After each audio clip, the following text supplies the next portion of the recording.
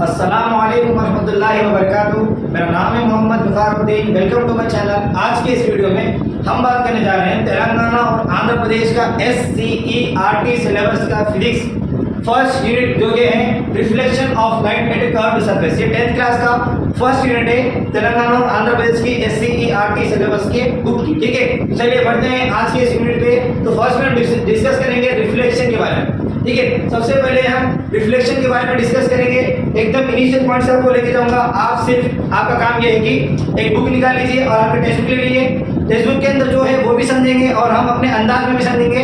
आज के इस वीडियो में आपको सिर्फ इंट्रोडक्शन समझा जाएगा फर्स्ट के स्टार्टिंग में टेक्स्ट बुक। ठीक है, तो आप क्या करिए, टेक्स्ट बुक लीजिए, फिर एक बुक लीजिए, उसके अंदर मैं जो बातें बोल रहा हूँ आपको वो नोट डाउन कीजिए। ठीक है, इंपॉर्टेंट पॉइंट से। तो चलिए बढ़ते हैं हमारे यूनिट के ऊपर बिना टाइम वेस्ट किए। चलिए आइए रिफ्लेक्शन। ठीक है, रिफ्लेक्शन और लॉज ऑफ रिफ्लेक्शन के ऊपर और ऑलरेडी जितने बेसिक्स आपको चाहिए होते हैं उसके मैं ऑलरेडी वीडियोस बना के अपलोड कर रहा हूँ चैनल के ऊपर।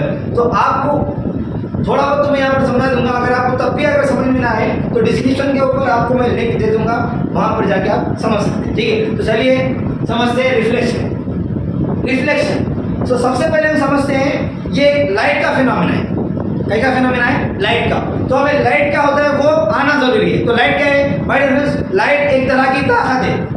ठीक है, एक तरह की ऐसी एनर्जी है जो कि हमें आसपास के चीजों को देखने में मदद करती है। हालांकि देखा गया तो 10th के हिसाब से लाइट एक इलेक्ट्रोमैग्नेटिक रेडिएशन है।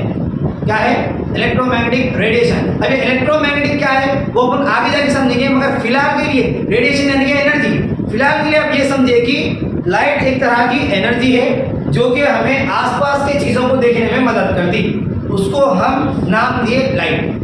आगे बात समझ में? अच्छा, ये लाइट तो समझ में आएगा। ये लाइट रेस का है क्योंकि reflection bouncing back of light rays का फिनोमेना है। तब आपको ये छोटे छोटे जब चीजें मालूमात होंगे तो तब जाके आपको टॉपिक में कुछ भी तकलीफ ये वो नहीं होगी। ठीक है, तो इसके वास्ते मैं आपको हर वो चीज बोल के चल रहा हूँ, आप याद रखेंगे और हमारे साथ बने रहिए। ठीक है, आपको एंड तक अल्हम्दुलिल्लाह अच्छे से समझ में आएगा। ठीक है, चलिए लाइट तो समझ में आ गया।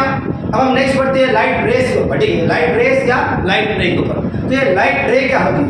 रे हम क्यों कहते हैं लाइट को? यानी कि एक ऐसी लाइट है, तो लाइट एक ऐसी लाइट जो कि एक ही डायरेक्शन में ट्रैवल कर रही हो।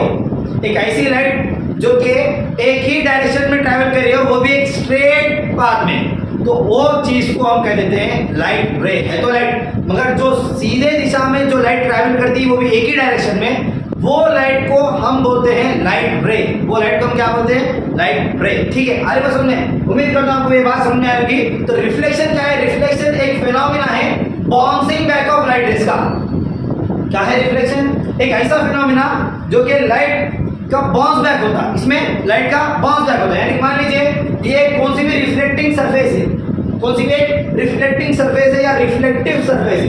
अब ये रिफ्लेक्टिंग सरफेस बोले तो क्या? रिफ्लेक्टिंग सरफेस आपकी वो सरफेस होती है जहां पर लाइट रेस आके टकरा के पलटते हैं, रिफ्लेक्ट करते हैं। लाइट रेस आके टकरा के रिफ्लेक्ट करते हैं, वो जो सरफेस है वो सरफेस को हम कहेंगे रिफ्लेक्टिव सरफेस या फिर रिफ्लेक्टिंग सरफेस। और एक इसका दूसरी बात मैं बता के चलूं, एक ऐसी सरफेस जो लाइट को पलट देती है। ठीक है, लाइट को उसके अंदर से पास करने नहीं देती बल्कि लाइट को पलट देती है, वो सरफेस को हम कहेंगे रिफ्लेक्टिव सरफेस। उम्मीद करता हूँ बात समझ में आएगी। तो चलिए बढ़ते हैं रिफ्लेक्शन के ऊपर। रिफ्लेक्शन एक ऐसा फिनोमेना है, लाइट रेस का आना, किसी भी रिफ्लेक्टिंग सरफेस से टकराना, टकरा के पलट जाना, उसे हम कहेंगे रिफ्लेक्शन। मान लीजिए एक लाइट रे है जो कि एक रिफ्लेक्टिंग सरफेस पे आके स्ट्राइक करी, यहाँ पे स्ट्राइक कर दी, उसके बाद में ये लाइट रे रिफ्लेक्ट करेगी और जैसे रिफ्लेक्ट कर दी ये जो फिनोमेना है, ये फिनोमेना को बोलेंगे रिफ्लेक्शन। क्या बोलेंगे? रिफ्लेक्शन। और जो लाइट रेस आगे टकराई, जो लाइट रे आगे टकराई, वो लाइट रे को हम कहेंगे इंसिडेंट रे। वो लाइट रे को हम क्या कहेंगे? Incident ray. और जो पॉइंट पे टकराई, जो पॉइंट पे टकराई, वो पॉइंट पे हम बोलेंगे कि ये पॉइंट ऑफ इंसिडेंट है। क्या है ये? Point of incident. और जो पॉइंट से टकरा के पलट गई वो रे को कहेंगे रिफ्लेक्टेड रे। वो रे को कहेंगे हम रिफ्लेक्टेड रे। और जो पॉइंट से टकराई इससे हम एक परपेंडिकुलर लेते हैं यानी कि 90 डिग्री, जिसे हम नाम दे देते हैं नॉर्मल। क्या दे देते हैं नाम? नॉर्मल। नॉर्मल यानी कि सरफेस के परपेंडिकुलर, परपेंडिकुलर यानी कि 90 डिग्री। ये बेसिक सी चीज़ है, मैं ऑलरेडी आपको समझा चुका हूँ। अगर आपको अभी भी समझ में नहीं आया तो आप जाके आप विजिट करके देख सकते हैं चैनल पर, डिस्क्रिप्शन उसका लिंक दे दूंगा। ठीक है, तो ये बात थी समझने की जो कि मैं आपको समझा दिया। और जो एंगल बन जाएगा नॉर्मल से और इंसिडेंट के दरमियान में जो एंगल बनेगा ये एंगल को हम कहेंगे एंगल ऑफ इंसिडेंट और इसको शॉर्ट में डिनोट करेंगे स्मॉल आई से। और जो एंगल बनेगा नॉर्मल से लेके रिफ्लेक्टेड रे तक के दरमियान के एंगल में ये एंगल को हम बोलेंगे एंगल ऑफ रिफ्लेक्शन और इसे हम शॉर्ट में डिनोट करेंगे स्मॉल आर से। उम्मीद करता हूं आपको बात समझ में आ गई होगी। तो चलिए आगे बढ़ते हैं। रिफ्लेक्शन ऑफ लाइट, लाइट का रिफ्लेक्शन कैसे सरफेस पे, कर्व्ड सरफेस, कैसे सरफेस मेरे दोस्तों, कर्व्ड सरफेस है, टेढ़े मोड़े सरफेस पे लाइट का रिफ्लेक्शन। आपकी यूनिट का नाम क्या है, टेढ़े मोड़े सरफेस पे लाइट का रिफ्लेक्शन। रिफ्लेक्शन यानी क्या, टेढ़े मोड़े सरफेस पे लाइट आके टकरा के पलटना, ये आपके यूनिट का नाम है। देखा गया तो हिंदी में मान नहीं करते, ठीक है। Reflection of light at a curved surface. 8th class में हम देखे थे कि reflection of light at plane mirror या प्लेन सरफेस, उसके अंदर हम समझे थे कि प्लेन मिरर के अंदर इमेज कैसा फॉर्म होती और प्लेन मिरर के अंदर जो इमेज फॉर्म होती है उसके कैरेक्टरिस्टिक्स क्या है। और ये reflection, laws of reflection already हमने पहले समझा दिया, ठीक है। वो बेसिक से वीडियो है, वो आपको समझना जरूरी होगा। अब ऐसा नहीं कि इतने इस वीडियो में इतना पूरा लंबा समझाते जाओ, ठीक है। मतलब समझेंगे नहीं बोल के नहीं, यहाँ पर थोड़ा बहुत समझा दूंगा मैं आपको जो है मेन। अगर आपको तब भी समझ नहीं आता तो ऑलरेडी इसके ऊपर एक बेहतरीन से वीडियोस बन के हैं, वहां पर जाके देखिए। उम्मीद करो आपको बात वो समझ में आ जाएगी इजीली, ठीक है। चलिए आगे बढ़ते हैं। Reflection of light at a curved surface, ठीक है। आपने तो समझा है कर्व्ड सरफेस क्या है, कर्व्ड सरफेस यानी कि टेढ़े मोड़े सरफेस। कैसे सरफेस ही टेढ़े मोड़े, सीधे नहीं रहना, टेढ़े रहना, कैसे भी ऐसे अंदर से टेढ़े रहना या बाहर से टेढ़े रहना, वो सेम कहेंगे क्या, कर्व्ड सरफेस। तो चलिए आज के इस वीडियो में हम इंट्रोडक्शन में पढ़ेंगे, ठीक है। जो आपकी टेक्स्ट बुक है वो टेक्स्ट बुक ला लीजिए, 10th क्लास की SCERT सिलेबस की जो टेक्स्ट बुक है वो टेक्स्ट बुक डालिए। जो टेक्स्ट बुक के अंदर है वो भी समझेंगे और अपने अंदाज में भी समझेंगे, समझने में कोई भी कमी नहीं रहेंगे। तो जो मैं बात बोल रहा हूँ वो नोट करिए, ठीक है। चलिए 10th क्लास की टेक्स्ट बुक निकाल लीजिए, SCERT सिलेबस तेलंगाना और आंध्र प्रदेश की। देखिए शुरू करते हैं। Reflection of light at a curved surface, मैं पढ़ रहा हूँ यहाँ पर, आप जाके टेक्स्ट बुक में नोट कीजिए। देखिए in class 7th and 8th you have learned about the image formation in plane mirrors। हम जो है सो क्लास 7th और 8th में कि प्लेन मिरर के अंदर इमेज कैसा फॉर्म होती है वो पढ़े, ठीक है। अगर आपने नहीं भी पढ़ा तो मैं डिस्क्रिप्शन में आपको लिंक दे दूंगा, ठीक है। वो जाके वो बेसिक से वीडियो से जो आपको ये यूनिट समझने के लिए मदद करेंगे, ठीक है। जाके विजिट करके देखिएगा। तो चलिए आगे बढ़ते हैं। In class 7th and 8th you have learned about the image formation in plane mirrors। you also discussed about the spherical mirrors, ठीक है। spherical mirrors यानी क्या, कुछ भी नहीं, एक गोल स्फीयर के साथ दिखने वाला, ठीक है, एक स्फीयर के साथ दिखने वाला ग्लास का टुकड़ा जो कि अंदर से बिल्कुल खाली है, फुटबॉल की तरह, ठीक है, जो कि अंदर से बिल्कुल खाली खाली हवा भर के बाहर से एक गोल ग्लास का टुकड़ा है, इसको हम कहेंगे स्फेरिकल मिरर। इसको हम क्या कहेंगे, स्फेरिकल मिरर। इसको जब हम बीच से कट करेंगे आपको दो मिरर दिखेंगे, एक इनवर्ट्स वाले और दूसरा आउटवर्ड वाले, ठीक है। तो इसी के बेसिस पर हम स्फेरिकल मिरर को दो तरह में क्लासिफाई करें। एक होता है कॉन्केव मिरर और दूसरा होता है कॉन्वेक्स मिरर, ठीक है। तो ये छोटी मोटी बातें मैं आपको बोल सकता हूँ, इसके ऊपर भी ऑलरेडी वीडियोस बन के वो आपके ये यूनिट समझने के लिए आपका बेसिक्स है जो कि मैं पहले अपलोड करता हूँ, ठीक है। तो वो देखना मत भूलिएगा, देख के आइए, ठीक है। आगे बढ़ेंगे। You know that why the curved surface are known as spherical mirrors। आपको पता होना चाहिए कि क्यों कर्व्ड सरफेस जो कि टेढ़े मोड़े जो सरफेस होते हैं उनको हम क्यों स्फेरिकल मिरर्स कहते हैं या कहीं को ऐसा स्फेरिकल मिरर जानते हैं, ठीक है। क्यों, यानी कि ये जो स्फेरिकल मिरर है ना, ये एक ग्लास का गोल कांच का टुकड़ा है, ठीक है, ग्लास से बना स्फेयर की तरह जो अंदर से बिल्कुल खाली है। इसको कट करने पर आपको दो रिफ्लेक्टिंग सरफेस मिलेंगे। इसको जब आप कट करेंगे आपको दो रिफ्लेक्टिंग सरफेस मिलेंगे, एक अंदर वाली रिफ्लेक्टिंग सरफेस और दूसरी बाहर वाली रिफ्लेक्टिंग सरफेस। इसके वास्ते हम जो एक कर्व सरफेस, ठीक है, एक ऐसा सरफेस मिलेगा कर्व और एक ऐसा मिलेगा। इसके वास्ते हम टेढ़े मोड़े कर्व सरफेस को स्फेरिकल मिरर्स का नाम देते हैं, क्योंकि एक स्फेरिकल मिरर वो मिरर है, ग्लास का स्फेयर है, कुछ भी नहीं, और अंदर से बिल्कुल खाली है। इसको जब आप कट करेंगे इसके अंदर से दो रिफ्लेक्टिंग सरफेस देखने को मिलेगा। कितने रिफ्लेक्टिंग सरफेस देखने को मिलेंगे, दो रिफ्लेक्टिंग सरफेस देखने को मिलेंगे। एक का नाम दिया कॉन्केव और दूसरे का नाम दिया कॉन्वेक्स, ठीक है। और ये दो जो रिफ्लेक्टिंग सरफेस आपको जो देखने को मिले ये इसी के बेस पर, रिफ्लेक्टिंग सरफेस के बेसिस पर क्लासिफाई किए गए, ठीक है। और इन्हीं को हम कहेंगे स्फेरिकल मिरर। कॉन्केव मिरर भी एक तरह का स्फेरिकल मिरर है। क्यों हम इसे स्फेरिकल मिरर कह रहे हैं, क्योंकि वो स्फेरिकल मिरर का एक पार्ट है, ठीक है, जो स्फेरिकल मिरर से निकाला गया है, ठीक है। एक इनवर्ट वाला पार्ट और एक आउटवर्ट वाला पार्ट, इसी के बेसिस पर दो रिफ्लेक्टिंग सरफेस क्लासिफाई किए गए, जिनका नाम रखा गया एक कॉन्केव और दूसरे का नाम रखा गया कॉन्वेक्स। अब आपको रंगीला से समझ में आ गया होगा क्यों हम स्फेरिकल मिरर्स को स्फेरिकल मिरर्स कहते हैं, ठीक है। You know that why the curved surfaces are known as spherical mirror। अभी मैंने इसका रीजन दिया, ठीक है। Next, you might have got many doubts while observing your image in bulged surface। आपको बहुत बार ऐसा डाउट्स आते होंगे कि जब कभी भी हम ये बल्ज सरफेस यानी उठी हुई सरफेस ऊपर से, ठीक है, ऊपरी हुई सरफेस को बल्ज सरफेस कहते हैं, ठीक है। जब कभी भी हम एक बल्ज किसी भी बल्ज सरफेस पे हम अपनी सूरत देते हैं या उसमें हम जब कभी भी नोटिस करते हैं तो हमें अपना फेस कुछ चौड़ा कैसा कैसा भी दिखने में आता है, ठीक है। कहीं को ऐसा क्योंकि बल्जिंग सरफेस है, ठीक है। बल्जिंग सरफेस पे आपको जो आपका फेस दिखता है तो अलग अलग ही दिखता है, ठीक है। वो ऐसा क्यों होता है तो आगे जाकर हम देखेंगे, ठीक है। थोड़ा सा मेरे लिए यहाँ पर देखिए, you might have got many doubts while observing your image in bulge surface. हाँ, हमें डाउट्स तो बहुत आते हैं, ठीक है। आगे बढ़िए, वो डाउट्स क्यों आते हैं वो क्लैरिफाई करेंगे आगे जाके, रेड डायग्राम के अंदर आपको क्लैरिफाई होगा, ठीक है। Next, is the image formed by a bulged surface same as the image formed by a plane mirror। अब ये क्वेश्चन करा आपको, जो भी बल्ज सरफेस से जो इमेज बनती है यानी कि जो ऐसे नहीं होती है जिनकी सरफेस बल्जिंग वाली होती है, कैसी वाली होती है, बल्जिंग वाली, उसके अंदर जब हम कभी भी अपना फेस देखते हैं तो अपना फेस कैसा कैसा दिखता है, ठीक है। एक तरह से मोटा, फैले हुआ, चौड़ा ऐसे दिखता है, ठीक है। और वो तभी हम जब प्लेन मिरर के अंदर अपना फेस देखते हैं तो प्लेन मिरर के अंदर हमें अपना फेस बिल्कुल ठीक जैसा है वैसा नजर आता है, क्योंकि प्लेन मिरर के कैरेक्टरिस्टिक्स भी है कि आपका जितना साइज रहेगा उतना ही आपकी इमेज का साइज रहेगा प्लेन मिरर के अंदर, ठीक है। और आपका जितना डिस्टेंस रहेगा उतना ही आपके इमेज का डिस्टेंस रहेगा प्लेन मिरर के अंदर। ये कुछ कैरेक्टरिस्टिक्स है प्लेन मिरर्स के जो मैं आपको बोल रहा जो कि यहाँ पर हेल्पफुल होंगे आपको समझने के लिए, ठीक है। तो जब कभी हम प्लेन मिरर के अंदर अपना फेस देखते हैं तो हमें अपना फेस जैसा है वैसा ठीक नजर आता है, और जब कभी हम बल्ज सरफेस पे देखते हैं अपना फेस तो हमें अपना फेस वैसा तो नजर नहीं आता जैसा हमें प्लेन मिरर में नजर आता है। तो इसके पीछे का रीजन, क्योंकि भाई प्लेन मिरर के अंदर वो उसकी जो सरफेस होती है वो फ्लैट होती है, इसके वास्ते हम जैसे है वैसे नजर आते हैं, और ये इसकी जो सरफेस है वो बल्ज होती है, इसके वास्ते हम जैसे वैसे नजर नहीं आती। तो यहाँ पर इसका क्वेश्चन ये है कि is the image formed by a bulged surface same as the image formed by a plane mirror. आपको ये क्वेश्चन कहा है ने जो भी बल्ज सरफेस पे जो इमेज बनती है वो सेम रहती है क्या प्लेन मिरर की इमेज से? नहीं, वो डिफरेंट रहती है। क्या रहती है? वो डिफरेंट थी। आपका आंसर सिर्फ नहीं, इट इज डिफरेंट बोल के इतना ही था, ठीक है। उसके बाद में is the mirror used in automobiles a plane mirror.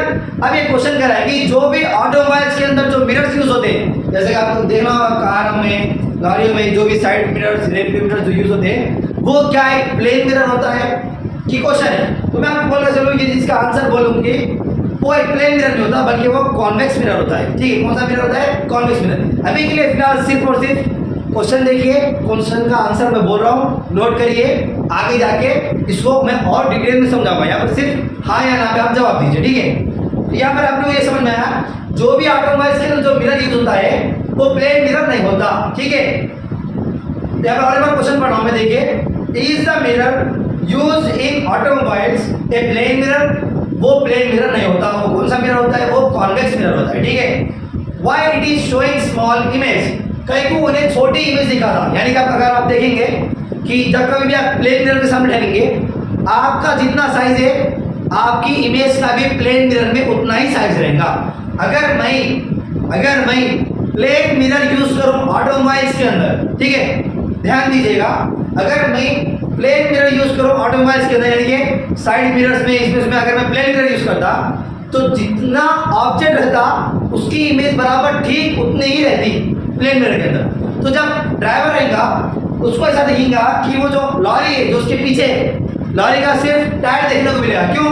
क्योंकि प्लेन मिरर जितना ऑब्जेक्ट का साइज होता है उतना ही इमेज का साइज होता है, ठीक है। तो ये कॉन्वेक्स मिरर क्या करता है?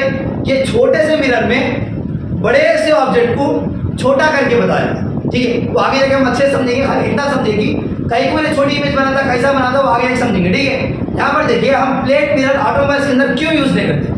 हम प्लेन मिरर ऑटोमोबाइल्स के अंदर इसके वास्ते यूज नहीं करते क्योंकि प्लेन मिरर की एक प्रॉपर्टी है या एक कैरेक्टर है, जितना ऑब्जेक्ट का साइज रहेगा उन्हें उसकी इमेज का साइज भी उतना ही बनाएगा। कौन? Plane mirror. मगर कि in case of convex mirror में वो जितना ऑब्जेक्ट का साइज है वो ऑब्जेक्ट के साइज को बहुत छोटा करके बताएगा, यानी इतने से मिरर में आपको इतनी बड़ी ऑब्जेक्ट की इमेज बना देगा। कौन? Convex mirror. इसके वास्ते जो भी ऑटोमोबाइल्स के अंदर जो मिरर्स यूज होते हैं वो कॉन्वेक्स मिरर रहते हैं। कौन से मिरर रहते हैं? Convex mirror. चलिए बढ़ते हैं नेक्स्ट क्वेश्चन की तरफ। Why does our image appear thick और bulged out in some mirror? अब एक क्वेश्चन करा कि हमारी इमेज जो है थोड़े सरफेस पे कहीं को बल्ज दिखती है और थोड़ी बारीक पतली सी और बल्ज सी उठी हुई उभरी हुई ऐसा कहीं दिखती, वो डिपेंड करता है आपके थिकनेस पे। पहली बात डिपेंड करता है आपके ग्लास के थिकनेस पे, मिरर जो भी आपका मिरर है उसके थिकनेस पे, और दूसरी बात कि वो सरफेस फ्लैट है या बल्ज है, कि वो सीधी सादी है सरफेस या फिर उभरे हुए है, उसके ऊपर डिपेंड करता है। ठीक है, आंसर लिखिए ये। उसके बाद में can we see inverted image in any mirror? अब आपका सवाल ये है कि जो भी आपकी इमेज है हम क्या उल्टी इमेज देख सकते हैं कौन से तो मिरर के अंदर? जी हाँ, हम इन्वर्टेड इमेज देख सकते हैं कॉन्केव मिरर के अंदर। कौन से मिरर के अंदर? कॉन्केव मिरर के अंदर। यहाँ पर आपको सिर्फ इसका नाम पूछा कि हम कौन से तो मिरर में इन्वर्टेड इमेज देख सकते हैं क्या, वो आपका क्वेश्चन है। आपका आंसर सिर्फ इतना है कि जी हाँ, हम अपनी इन्वर्टेड इमेज देख सकते हैं कॉन्केव मिरर में, ये आपका आंसर है। ठीक है, next, can we focus sunlight at a point using a mirror instead of a magnifying glass? क्या हम अपना जो मैग्नीफाइंग ग्लास होता है उससे हम सनलाइट को एक पॉइंट पे फोकस करते हैं? आपने देखा होगा पहले बचपन में खेला करते थे, जब कभी धूप तेज निकलती तो मैग्नीफाइंग ग्लास लेके पेपर को लेके धूप में ढल के वो पेपर को जलाया करते थे। ठीक है, तो ये क्या करता था, जितने भी सनराइज आ रहे पैरेलल टू द प्रिंसिपल, जो भी सनराइज आ रहे पैरेलल वो लेके एक पॉइंट पे कन्वर्ट करता था, यानी कि जो भी हीट एनर्जी है, हीट एनर्जी बिखर बिखर के आ रही, वो सारी हीट एनर्जी को एक पॉइंट पे मिलाता था, और वो पॉइंट आप जो भी चीज पर रखेंगे, यानी कि पेपर, हल्की सी चीज पेपर ये वो रखेंगे वहां पर तो वो पेपर जल जाएगा। तो अब एक क्वेश्चन आपका ये है कि हम बिना मैग्नीफाइंग ग्लास यूज करें किसी दूसरी चीज से या दूसरे मिरर से बिना मैग्नीफाइंग ग्लास यूज करें, क्या हम पेपर जला सकते हैं? जी हाँ, हम बिना मैग्नीफाइंग ग्लास यूज करें भी पेपर जला सकते हैं। वो कौन से मिरर से? वो हम पेपर जला सकते हैं कॉन्केव मिरर से। कौन से मिरर से? कॉन्केव मिरर से। और मैं आपको ऑलरेडी एक बार समझा चुका हूँ कि कॉन्केव मिरर का दूसरा नाम है कन्वर्जिंग मिरर। क्या है? कन्वर्जिंग मिरर, यानी कि कॉन्केव मिरर में जो भी लाइट रेस आते पैरेलल आते, पैरेलल यानी कि सीधे लाइट रेस जो भी आएंगे, ये मान लीजिए एक कॉन्केव मिरर है, ये कॉन्केव मिरर है। ठीक है, जो भी सीधे लाइट रेस आएंगे कॉन्केव मिरर के, वो लाइट रे को एक पर्टिकुलर पॉइंट पे जाके जमाएगा। कॉन्केव मिरर एक पॉइंट पे जाके फोकस करेगा। ठीक है, यानी मान लीजिए यहाँ से एक पैरेलल रहे, एक पॉइंट पे जाके मिलेंगे, यहाँ से एक पैरेलल रहे, ये एक पॉइंट पे जाके, यानी कि ये जो कॉन्केव मिरर है सारे पैरेलल लाइट रेस को एक पॉइंट पे कन्वर्ट करेगा, एक पॉइंट पे कन्वर्ट करेगा। और जो पॉइंट पे कन्वर्ट करेगा, ये तो सनलाइट है, सनलाइट के अंदर हीट एनर्जी रहती है। ठीक है, थोड़ी थोड़ी हीट एनर्जी से एक पॉइंट पे, जो पॉइंट पे पूरे sunlight parallel to the principal axis के जो कन्वर्ज हुए, वो पॉइंट पे अगर आप कोई भी पेपर ये वो रखेंगे तो ये पेपर जल जाएगा। ठीक है, तो हम बिना मैग्नीफाइंग ग्लास यूज करे भी दूसरे मिरर की मदद से एक पेपर को जला सकते हैं। वो कौन सा मिरर है? वो है आपका कॉन्केव मिरर। कॉन्केव मिरर का दूसरा नाम क्या है? कन्वर्जिंग मिरर, क्योंकि ये जो पैरेलल रेस है, पैरेलल रेस को इन्हें कन्वर्ट करता है एक पॉइंट पे, इसके वास्ते कॉन्केव मिरर का दूसरा नाम है कन्वर्जिंग मिरर। उम्मीद करता हूँ आपकी बात समझ में आएगी। ठीक है, नेक्स्ट हम आगे नेक्स्ट क्वेश्चन पे बढ़ते हैं। Are the angle of reflection and angle of incidence also equal for reflection by curved surface?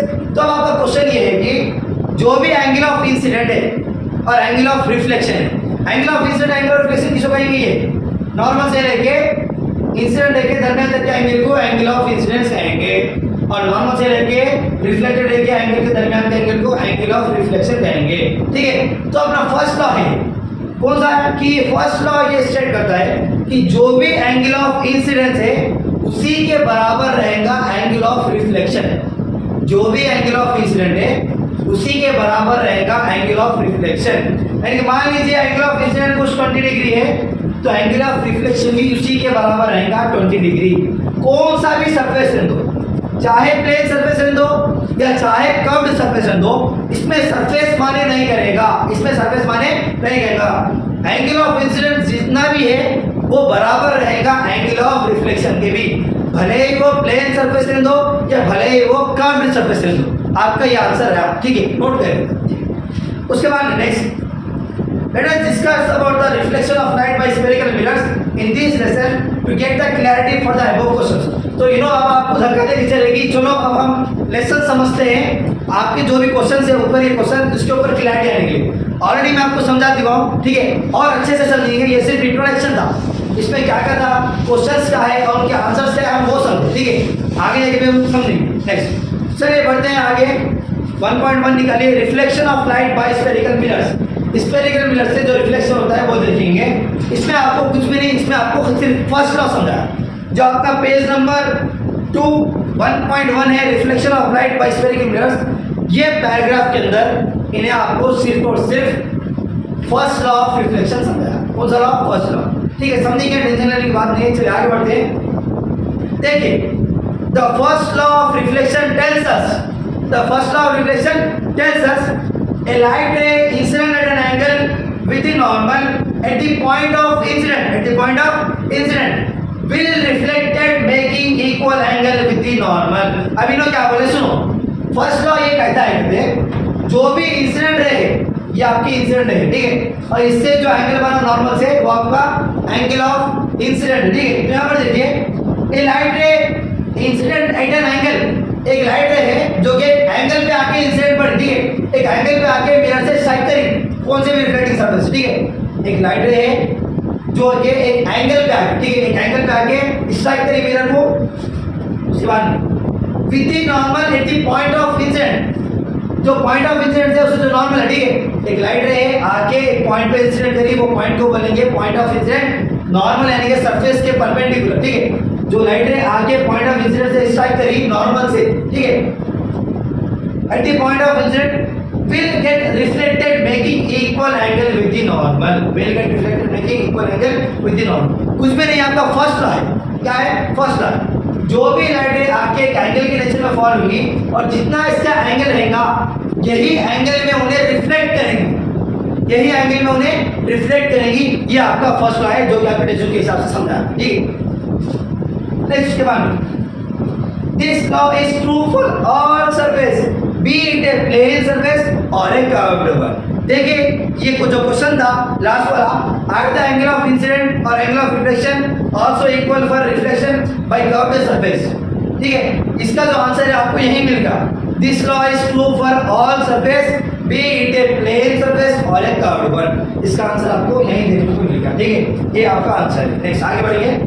The important words here are the angle made with normal at the point of incident. यहाँ पे जो main देखा गया जो words है वो ये है कि जो भी एंगल बना नॉर्मल से, जो भी इंसिडेंट एंगल बना नॉर्मल से, यहाँ पर मेन बात ये रही, जो भी एंगल बनेगा नॉर्मल से वही सेम एंगल में लाइट रिफ्लेक्ट करेंगी नॉर्मल से।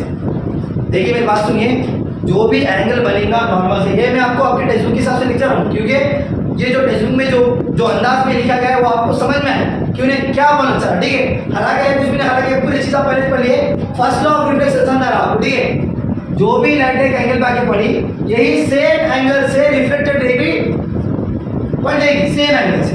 आई बात समझ में? क्या मैं क्वेश्चन आ रहा, देखिए, the important word here are the angle made with normal at the point of incident if for any surface one can decide the normal and find the incident angle. It is possible to deduce the angle made by the reflected ray. It is very easy to find a normal at any point on the plane surface, but for a curved or uneven surface, it is not straightforward। ठीक है, तो इन्हें आपको ये समझाया कि जो भी एक इंसिडेंट रे आपके एक एंगल के नेचर में पड़ेगी उन्हें ही सेम एंगल से रिफ्लेक्ट करेगी, यानी कि जो एंगल से पड़ी वही सेम एंगल से रिफ्लेक्ट करेंगी। और अगर मैं आपको सिर्फ इंसिडेंट एंगल दे दूं और मैं आपको बोलूं कि इंसिडेंट एंगल कुछ 20 डिग्री है, तो आप रिफ्लेक्टेड एंगल भी निकाल सकते हैं बिना जाने, बिना रिफ्लेक्टेड एंगल को जाने आप बोल दे सकते हैं कि एंगल ऑफ रिफ्लेक्शन भी 20 डिग्री है। वो कैसे? क्योंकि फर्स्ट लॉ ऑफ रिफ्लेक्शन आपको ये बोलता है कि जितना ही एंगल ऑफ इंसिडेंट रहेगा उतना ही एंगल ऑफ रिफ्लेक्शन रहेगा, जितना ही एंगल ऑफ इंसिडेंट रहेगा उतना ही एंगल ऑफ रिफ्लेक्शन रहेगा। ये हो गया आपका इंट्रोडक्शन। और जो नेक्स्ट है फाइंडिंग द नॉर्मल, ये हम बात करेंगे अपने नेक्स्ट वीडियो में। नॉर्मल क्या है? नॉर्मल है परपेंडिकुलर, जो कि प्लेन सरफेस में परपेंडिकुलर है। कर्व्ड सरफेस पे कैसा होगा वो देखेंगे, ठीक है।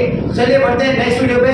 नेक्स्ट वीडियो में हम समझेंगे कि नॉर्मल कर्व्ड सरफेस में कैसे फाइंड करते हैं, ठीक है। तो आपका नेक्स्ट वीडियो होगा। Thanks for watching my dear friends, thank you, subscribe to my channel.